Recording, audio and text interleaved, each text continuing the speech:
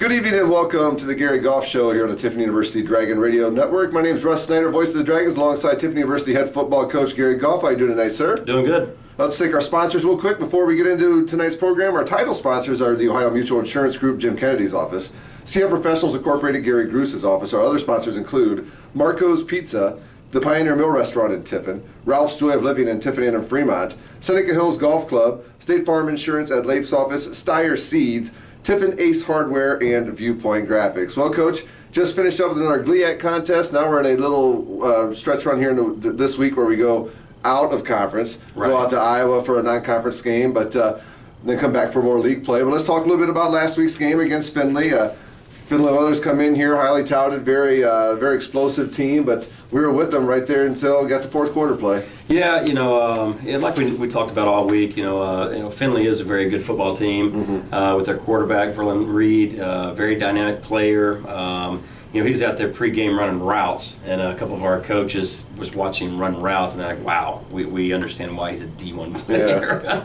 But we wish he ran more routes rather than throw the football on Saturday. But it was a good game back and forth until, right there about midway through the fourth quarter, and we just gave up too many big plays down the stretch. Well, let's go through the game. Let's start with the first half here. Dragons were the first team on the scoreboard. Tyler Jones, who I believe is going to join us on your program tonight. Right. Tyler Jones, a 2-yard touchdown pass from Antonio Pipkin. Tomislav Derezic's kick was good, and after a 10-play, 74-yard drive, which took 4 minutes and 54 seconds, the Dragons were up 7-0. Yeah, a good drive right there. I tell you what, Pipkin sparked us right there. They had us in the backfield, and Pipkin broke a couple tackles, went down the sideline for about a 20-yard gain, got us down there to the red zone, and then Jerry Brown started the game on fire. He ran the ball very effectively all day long, and made a few nice runs right there. And also he converted a 3rd and 18. We were under duress again in the backfield, and Pipkin found Jerry down off the sideline right there. It's kind of one of our check downs, and Jerry broke about 4 or 5 tackles to make sure we got the first.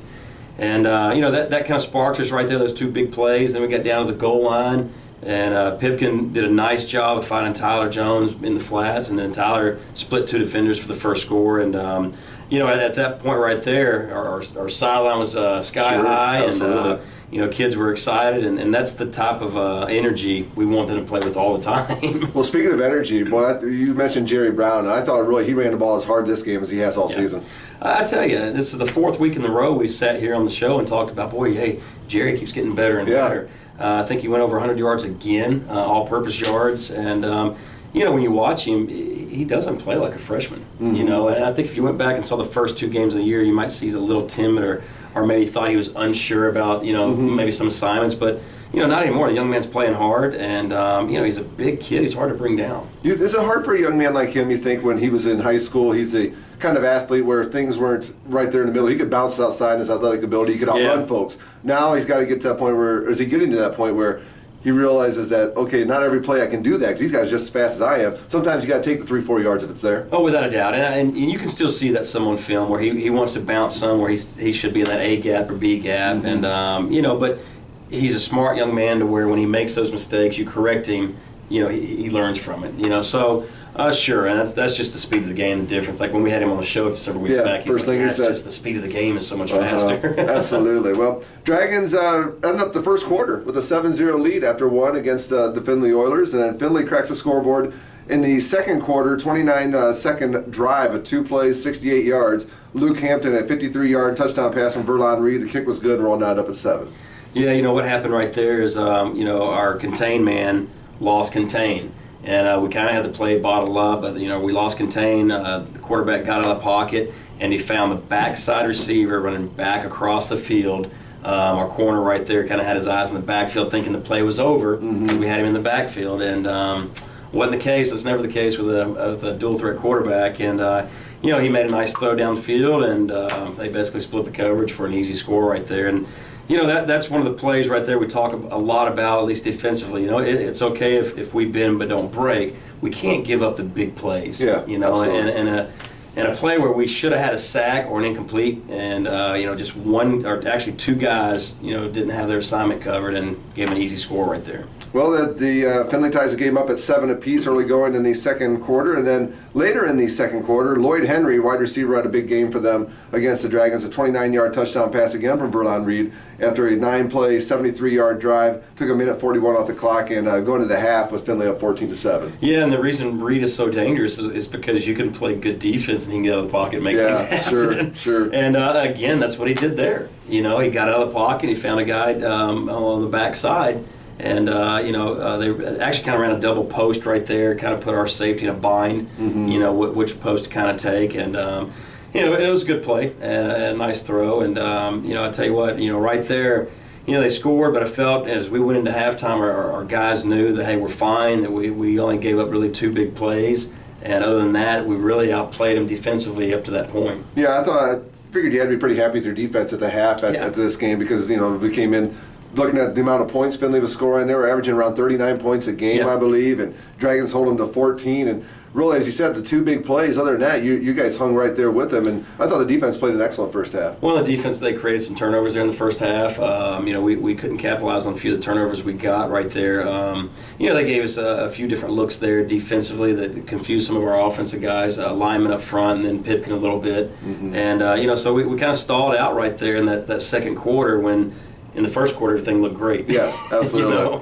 Well, Jerry Brown had a very productive opening half with 9 carries for 45 yards. Antonio Pipkin, your quarterback, also pitched in 9 carries for 36 yards. And Antonio was 13 of 20 in the first half with a touchdown pass and only sacked 1 time. And I thought the offensive line played pretty darn well, too, in that opening half of the ball game. Yeah, they did. I know overall we gave up 4 sacks. To be honest with you, 2 of them were on the quarterback.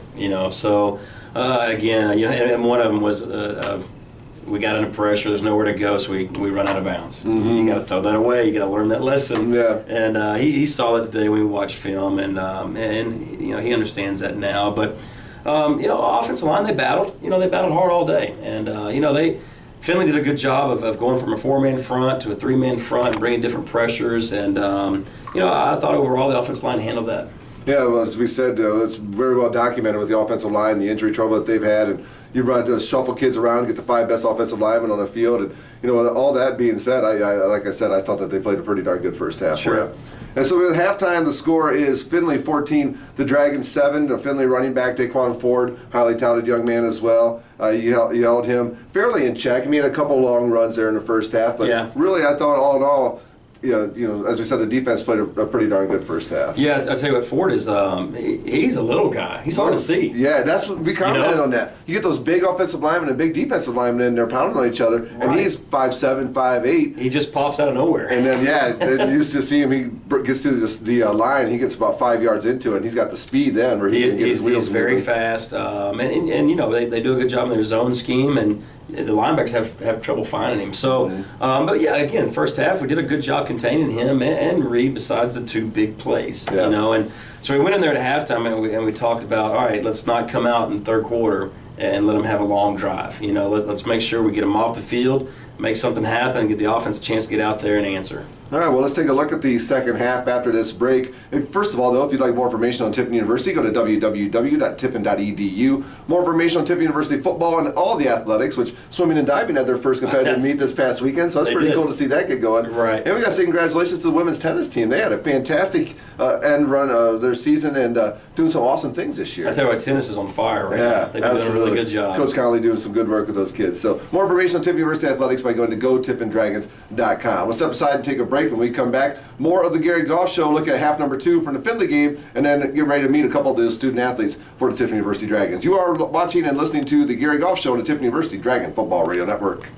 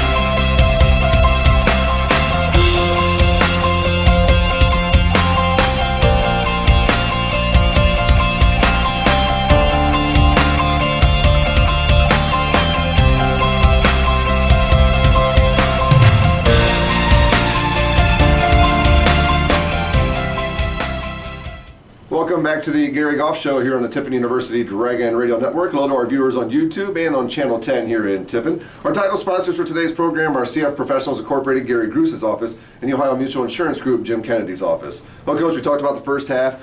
Oilers have a 14-7 lead over the Dragons. As you get into your halftime, what kind of adjustments did you make at the half? Well, we made a few adjustments in our run game because we knew they'd come out the second half and just try to spend a lot of energy stopping the zone, stopping Jerry Brown right there.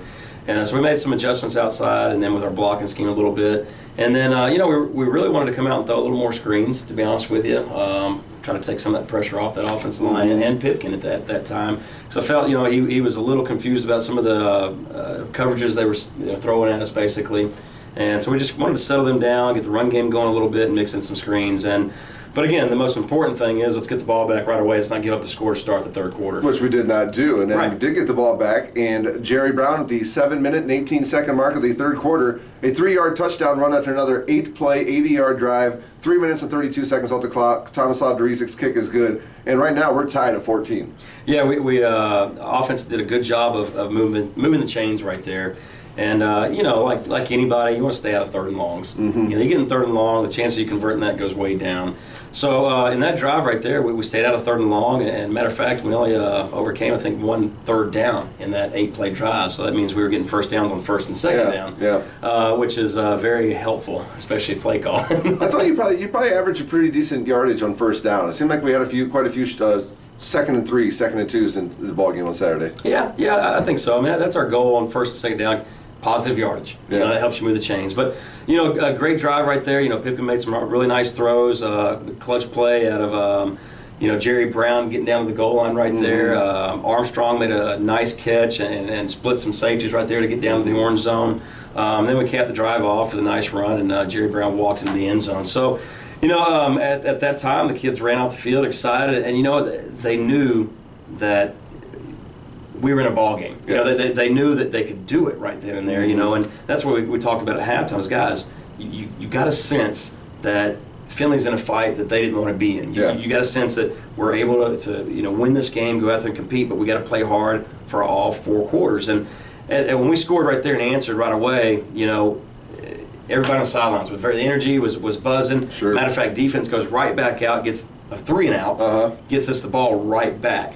And, we stall on offense right there. We go 3 and out ourselves when, I thought right there that was a turning point, could have been in our favor. That if we sustained a drive right there and got any points at all, I felt like, we had a lot of momentum going into that drive, the second drive of the third quarter. Well, Finley ends up scoring the final score of the third quarter, a Luke Hampton 57-yard pass from Verlon Reed. The kick was good. That was only a 39-second play drive because of the long pass. 2 plays, 57 yards for the 57-yard touchdown pass. It could take a 7-point lead. Yeah, and they beat us on the backside again right there, little play action, and got us.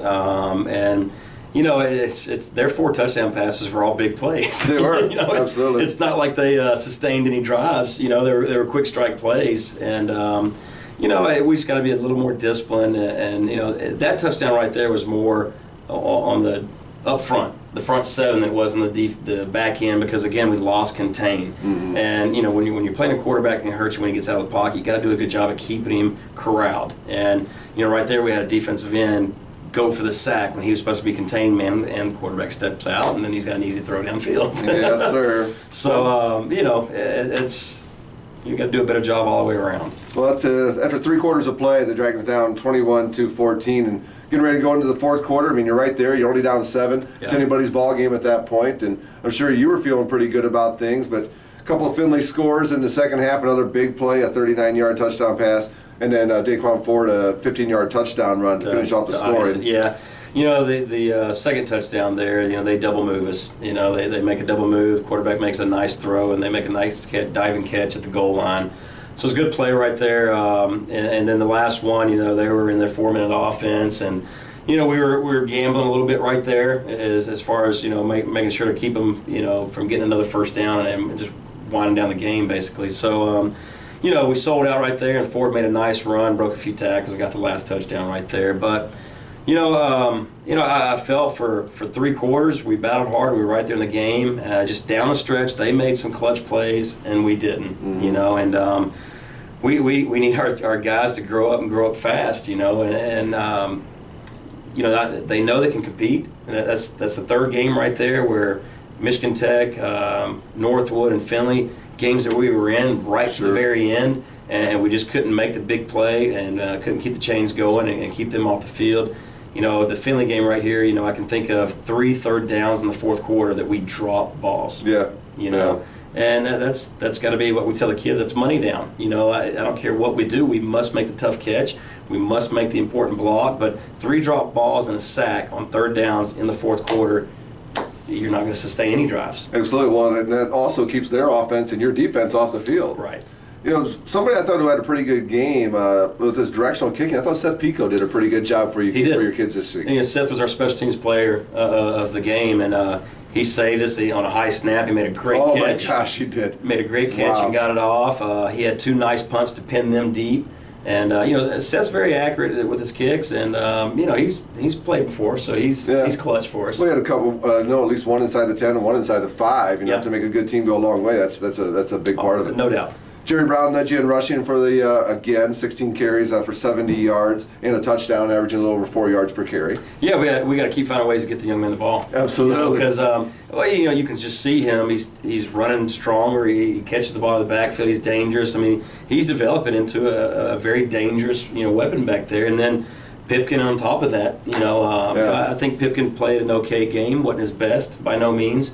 But again, it's game reps. It's something we can't simulate. He's only going to get better and better and learn from his mistakes. And you know, so I'm confident. You know, we're a kind of a band of brothers up front in the offensive line. There's only a few of them left. Yeah. But you know, those guys are battling, doing a good job, and giving us everything we got. So you know, we're gonna bounce back and make sure we score a lot of points. Well, Antonio, as you mentioned, Mr. Pipkin goes 29 of 41 for 245 and a touchdown. Tony Shedd leads you in receiving with 6 catches, 62 yards, and a young man who's going to join us in a little bit, Tyler Jones, goes for 5 for 38 and got the 1 touchdown pass through the air. Yeah, Tyler's been very consistent for us in the receiver play the last, you know, probably 3 weeks. It always seems like he's the guy in the right place at the right time when you need somebody. Yep. So he's made some big plays for us, and then we'll have Antonio Eder, who's been solid on defense, join us tonight as well. So there are 2 guys right there that have been here for the last 2 years with us and are making some big-time plays for us. Antonio had 7 tackles in the ball game, 1 tackle for a loss, and Joe Collar led the way in tackles with 9 for the ball game. Stephon Willis and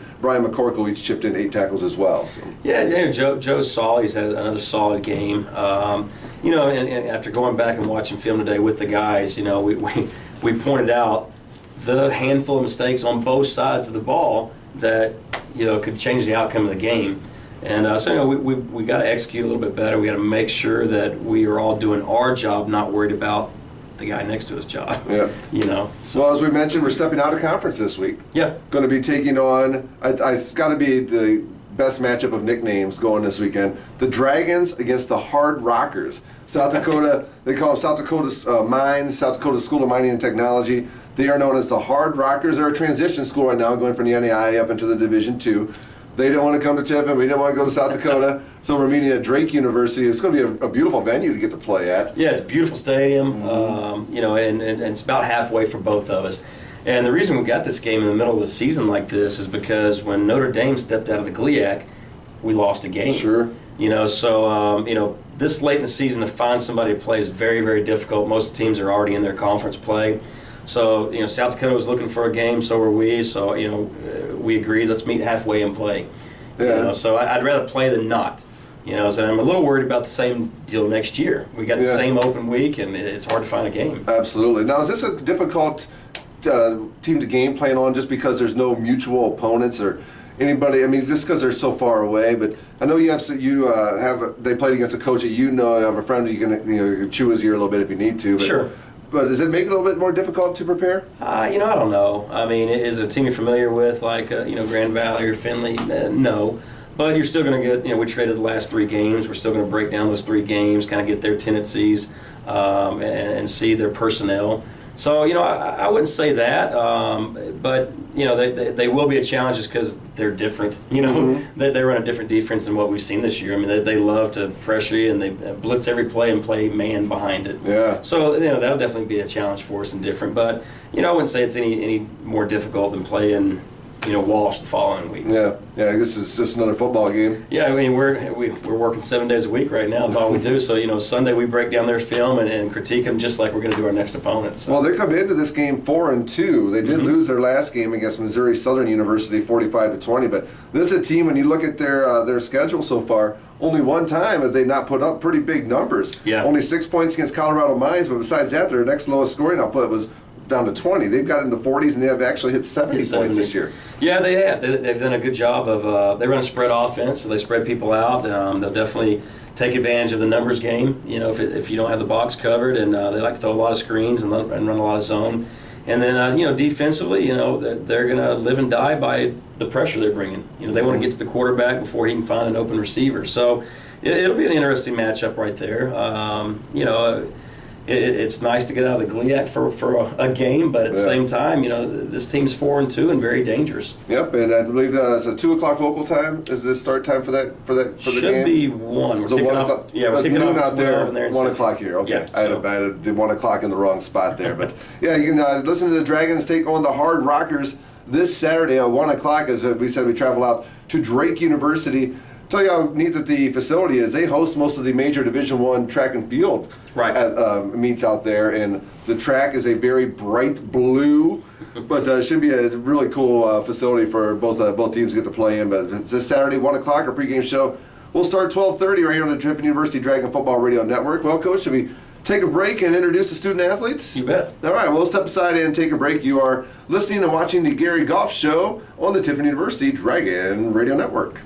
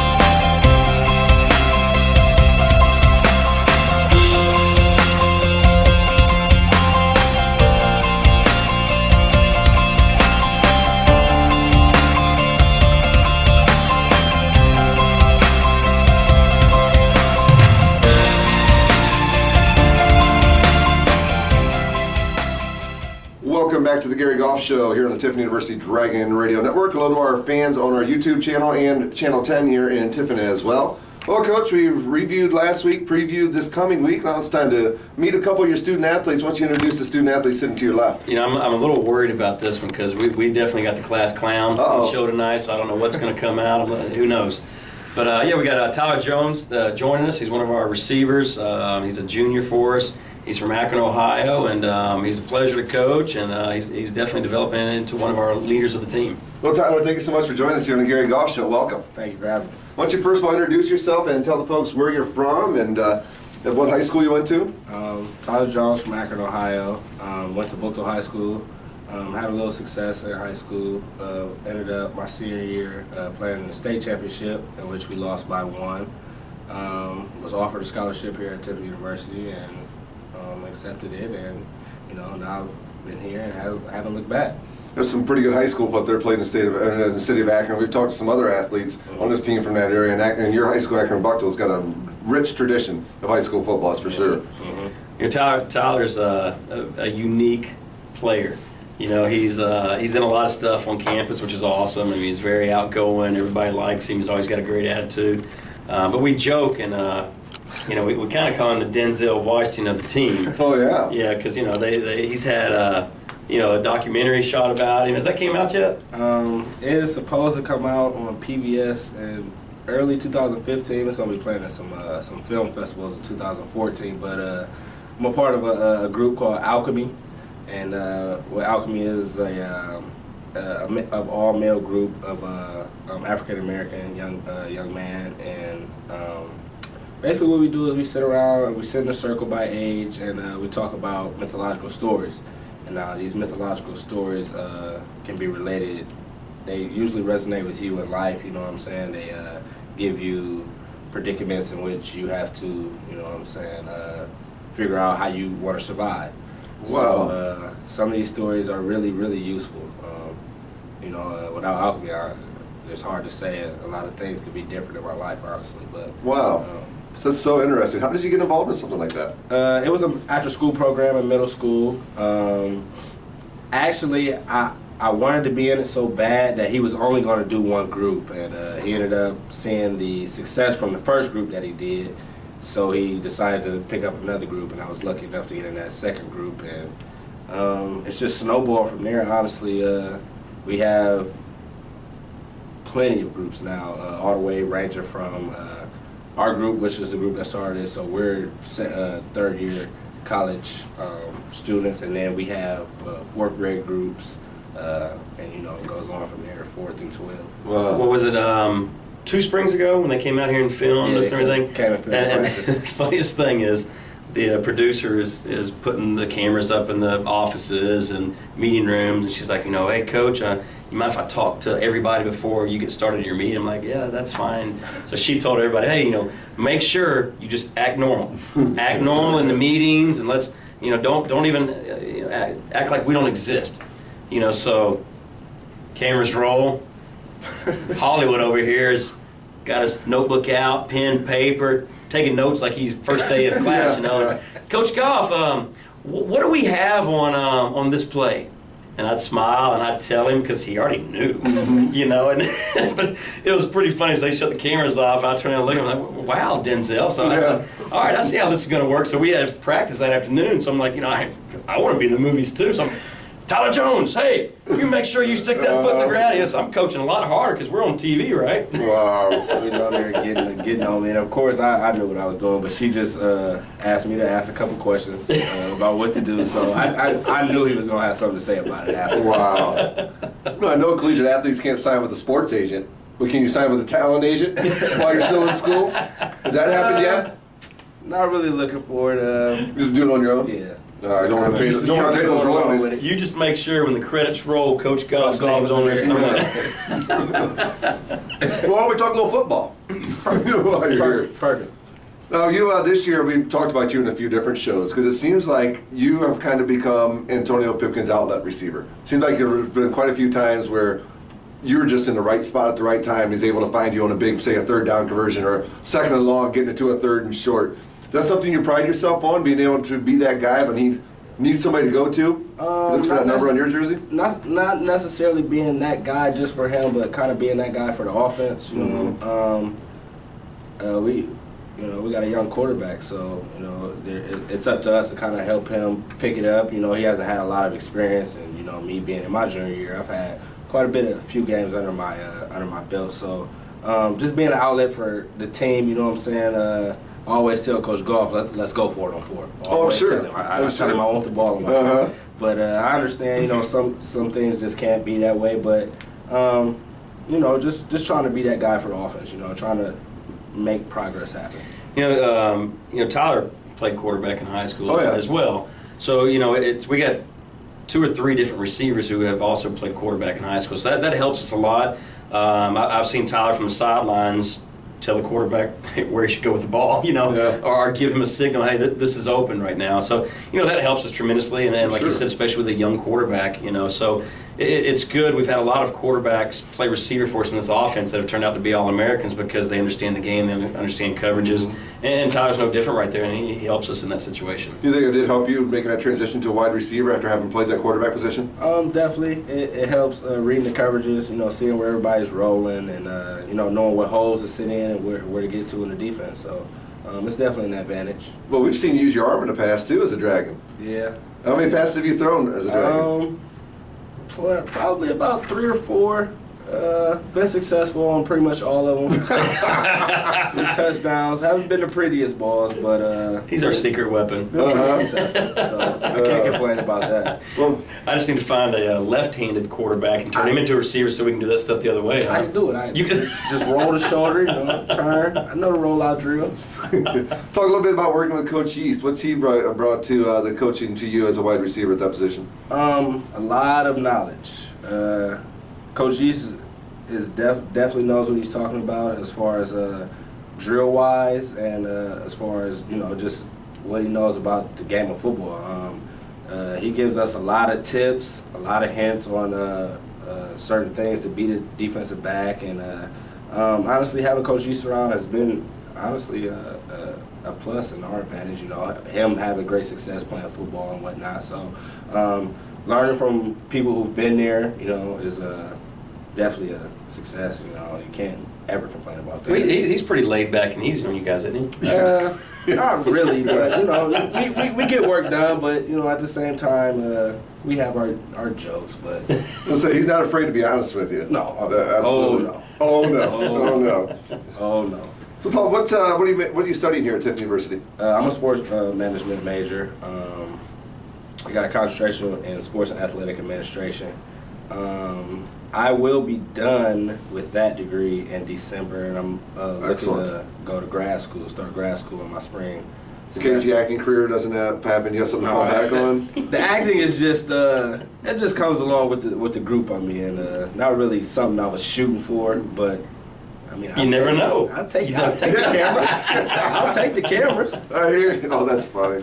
That is pretty cool stuff that you're involved in, though. I mean, it sounds like you just like being involved in things, like being a part of something. Yeah, I do. I do. He's got a great family too, big family, and they're at all the games, and I see where he gets his demeanor and his jokiness from, because his dad's no different, and neither is his mom. So really good people. They're a lot of fun to be around, and actually my wife has, after many a game, said, hey, she learned who they were, because there's a family sitting in front of me, and they are awesome, and they say the best things, but they are hilarious. And I'm like, well, who is it? She's like, I don't know. They got a little kid. I think their son's a receiver. Dad's real tall guy. So that's Tyler Jones' family. Right away. You can definitely point them out. Every home game, they're usually there in numbers, bunches of numbers. Support.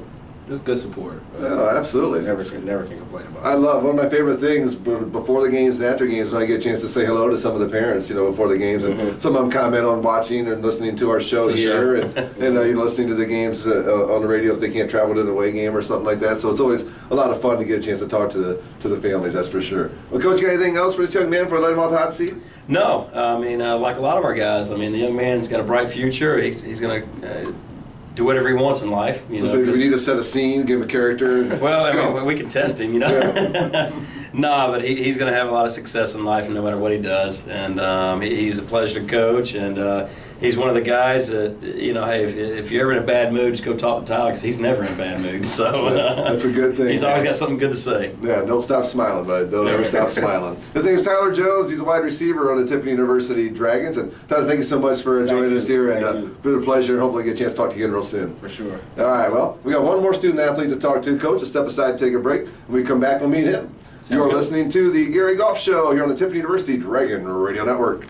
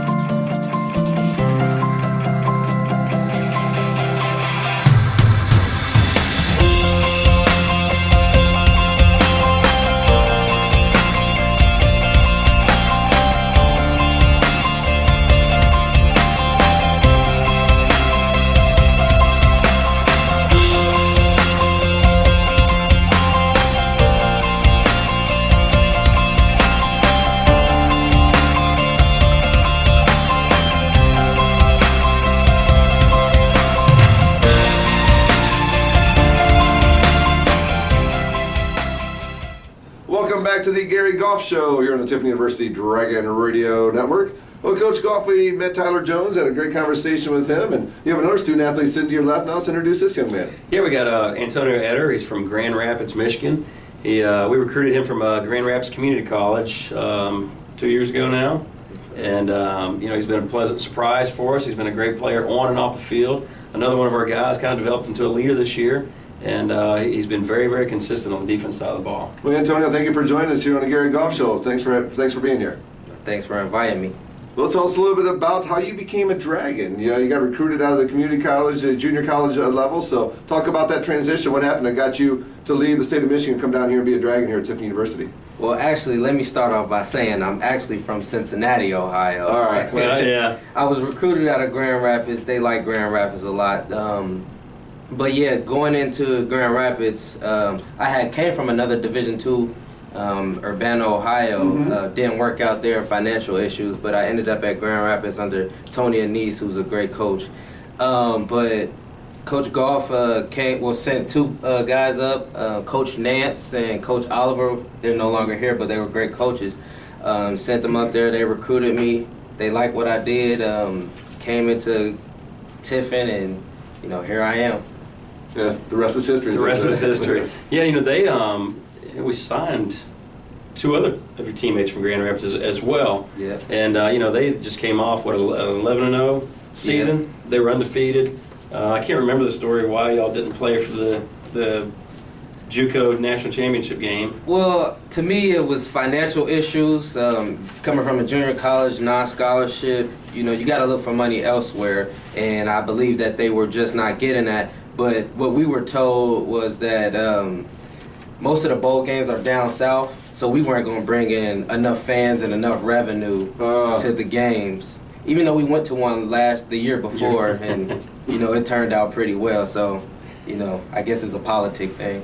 Wow. So Always. Yeah, I'm sure it comes into play quite heavily at the junior college levels for sure. But you're a Dragon now here at Tiffin University, and what are you studying here? I'm a business major. I'm concentrating in hospitality and marketing. All right, and you referred to yourself as Grandpa before we got started. Is that what some of the teammates call you? Yeah, it's funny because I always feel like I'm a grandpa everywhere I go. At Grand Rapids, I was considered a grandpa because I had took a semester off, and that's only a 2-year school, so it's like everybody's coming in 18 and 17. I'm over there 20 years old, and then I get here, and then it's like I'm still the oldest, one of the oldest, and I do a lot for the team, I think, for myself and the players, and it's just I got that grandpa demeanor and attitude, and I'm trying to take care of everybody. So it's like you and Bobby Gay, the two oldest in the team. So everybody comes to you two for advice, huh? yeah, and David Mosby. Yeah, Mosby. Well, it's very well documented how many young players see quite a bit of playing time here for the Tiffin University Dragons. You feel in that role that it's up to you, being one of the older guys on the team, to make sure everybody stays in line and you kind of lead by example? Definitely, I definitely do. I want the young players to look at me as a role model, and on and off the field. So I just want them to see that I'm doing the right thing, so they can lead this team for Coach Goff and themselves for years to come. I'll tell you what, Eder came to me at the beginning of camp, and he had kind of formed his own Unity Council before camp, and they had talked about a lot of things over summer, about some team bonding deals, just a lot of stuff, But I was very proud of him for doing that. It's great to have football players talking about how the team can get better in the off season. That's something that coaches always worry about. What are the guys doing right now? Is football on their mind, or is it Panama City with their girlfriends? Is that on their mind? So. He did a good job kind of getting some of that stuff going, and we got to keep that kind of team building stuff going, and hopefully, with his leadership, and he's a senior now for us, but hopefully that's something that he passes on to the next guy, and that leadership keeps getting stronger and stronger for the team. That's a Unity Council we spoke of before in the program as well. How did all that come about? What made you decide to do take that next step, I guess, as a leader of this team? It's my senior year, and I just thought it was time, for a change. Coach Goff always talked about he can't be the one that always gets the team going. Sure. So, I sat down with a group of guys, and we looked for players who the coaches would recommend, as well as the players would recommend for them to look to, especially the young guys. But I gathered them around, and, we just formed like a little organization. It was already what Coach Goff had put together, but we just wanted to make it seem like it was our own idea. Sure, yeah. Taking a good idea and trying to make it great. But I formed that, and so far I feel like we've taken another step, and hopefully the young guys next year could step in our shoes.